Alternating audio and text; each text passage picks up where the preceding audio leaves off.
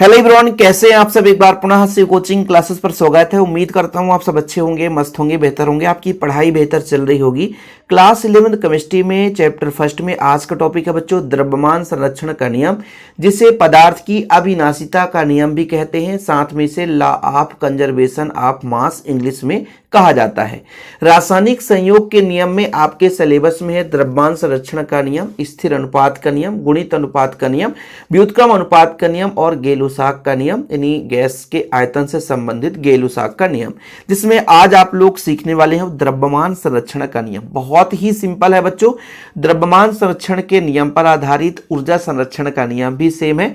द्रव्यमान संरक्षण मतलब एकदम सुरक्षित रहना, अर्थात उसका किसी प्रकार से कोई भाग भी नष्ट ना होना।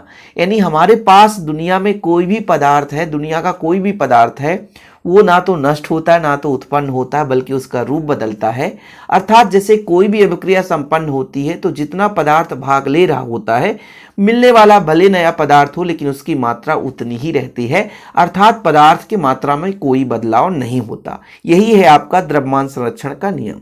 इसे किसने प्रतिपादित किया बच्चों? तो सन 1744 में लेबोजियर नामक रसायनज्ञ के द्वारा द्रव्य पदार्थ की अविनाशिता का नियम दिया गया, या पदार्थ की अविनाशिता का नियम या द्रव्य की अविनाशिता का नियम।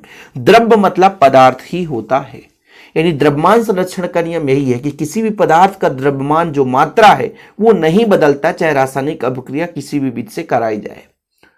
ठीक है, हम दो पदार्थ लेते हैं, उसको मिलाते हैं और देखते हैं कि बनने वाला नया पदार्थ उसकी मात्रा प्रारंभ में ली गई पदार्थ की मात्रा के बराबर थी, तो वहां पे द्रव्यमान संरक्षण का नियम लागू हो जाता है।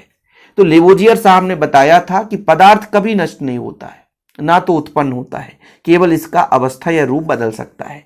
तो इसकी एक परिभाषा तो यहां पर देखने को मिल जाता है, रासायनिक परिवर्तन में द्रव्य ना तो उत्पन्न होता है, अर्थात पदार्थ ना तो उत्पन्न होता है और ना ही नष्ट होता है, उसका केवल रूप या अवस्था में परिवर्तन आ जाता है। यानी उसका रूप बदल जाता है, अवस्था बदल जाता है, उसके मात्रा में कोई परिवर्तन नहीं होती। दूसरी परिभाषा लिखेंगे, रासायनिक परिवर्तन में भाग लेने वाले पदार्थों का कुल द्रव्यमान परिवर्तन के पश्चात बने हुए पदार्थों के कुल द्रव्यमान के बराबर होता है। यही द्रव्यमान संरक्षण का नियम होता है। या आप ऐसा भी लिख सकते हो, पदार्थ को ना तो नष्ट किया जा सकता ना ही उत्पन्न किया जा सकता, केवल इसके रूप को एक अवस्था से दूसरे अवस्था में बदला जा सकता है। यानी पदार्थ कभी भी है ना कम नहीं हो सकता ना अधिक हो सकता, जितना है उसका मात्रा उतना ही रहेगा। इससे आधारित लैंडोल्ट का प्रयोग भी देखें, क्योंकि कई बार क्वेश्चन लैंडोल्ट के प्रयोग से पूछा गया है, तो अक्सर बच्चों के मन में डाउट रहता है और नहीं बन पाता, उस पर हम बात करेंगे। लेकिन जैसे एक आध एग्जाम्पल यहाँ पर दिया बच्चों, जैसे आपका क्रिया है सिल्वर नाइट्रेट का सोडियम क्लोराइड से क्रिया करा दो। सिल्वर नाइट्रेट मतलब AgNO3, ठीक है, इसकी क्रिया आप NaCl से करा दो। तो देखिए ये अभिक्रिया होने का एक सिस्टमेटिक रूल्स होता है कि यहाँ पे दो भाग है, यहाँ भी दो भाग है। तो पहला भाग धनात्मक दूसरे के ऋणात्मक से जुड़ता है और दूसरे का धनात्मक पहले के ऋणात्मक से जुड़ता है। तो Ag जो Cl के साथ क्रिया करके AgCl बनाएगा और सोडियम जो है NaNO3 बनाएगा। ध्यान ये रखना है कि हमेशा धनात्मक भाग पहले ऋणात्मक भाग बाद में लिखा जाता है। तो ये इसकी जो मात्रा है और इसकी मात्रा हमेशा बराबर होगी, क्योंकि रासायनिक अभिक्रिया में जितना मात्रा भाग ले रहा उसका द्रव्यमान और बनने वाले बाद में जो पदार्थ ले उसका द्रव्यमान हमेशा बराबर होता है। लैंडोल्ट ने अपने प्रयोग में क्या समझाया, यहाँ पर अभिक्रिया लिखा गया है, आप लोगों को लिखना है तो लिख सकते हैं। लैंडोल्ट ने अपने प्रयोग में क्या समझाया इसके बारे में चर्चा करेंगे। उन्होंने H आकार का पात्र लिया। H आकार का पात्र, उनका पात्र हम थोड़ा सा बनाकर दिखाते हैं आपको। तो ये हमने एक स्पेस ले लिया है। H आकार का पात्र कैसा था बच्चों, देखिएगा, एक ये पात्र हो गया, ठीक। आप लोग भी बनाना, क्योंकि बनाना ही पड़ेगा। दूसरा पात्र ये हो गया, क्योंकि दो पदार्थ लेंगे ना, फिर इसको इन्होंने जोड़ दिया, ठीक। देखो H आकार का पात्र आपको दिखने लग जाएगा, आप निश्चिंत रहें, ये आपको H आकार का पात्र दिखेगा।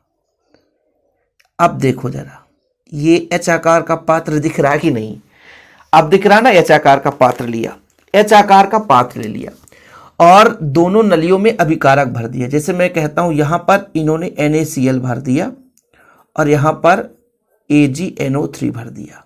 ये लैंडोल्ड का प्रयोग है।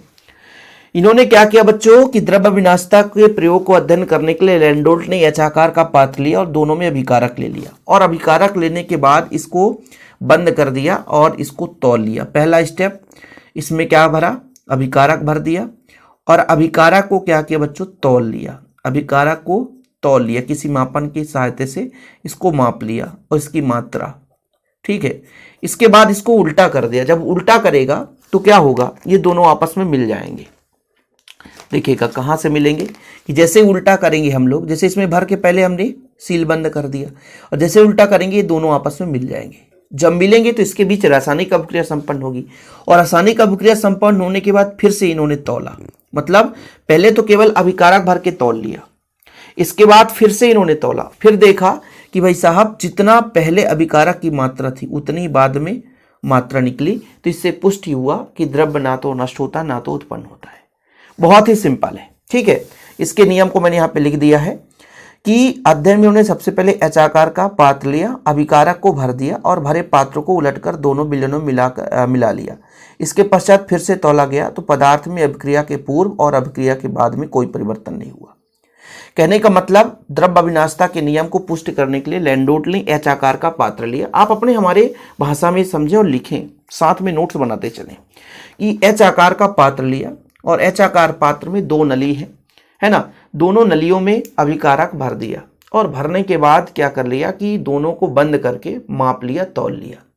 उपकरण को उल्टा करके मिला दिया। जब उल्टा करके मिलाया तो आपस में मिल गए, रासायनिक अभिक्रिया संपन्न हुई, नए पदार्थ बने और फिर से इन्होंने तौला।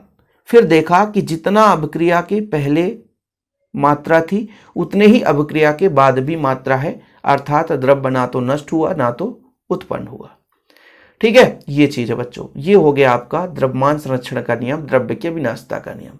इसके आधार पर आप कई सारे प्रयोग कर सकते हो ना, कोई दिक्कत नहीं। स्क्रीनशॉट लेना है जिसको ले सकते हैं।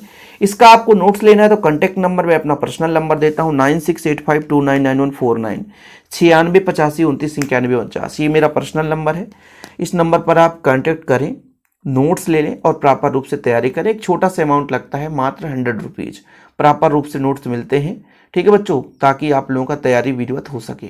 शिव कोचिंग क्लासेस में जुड़ने के लिए बहुत बहुत धन्यवाद। जय हिंद, वंदे मातरम।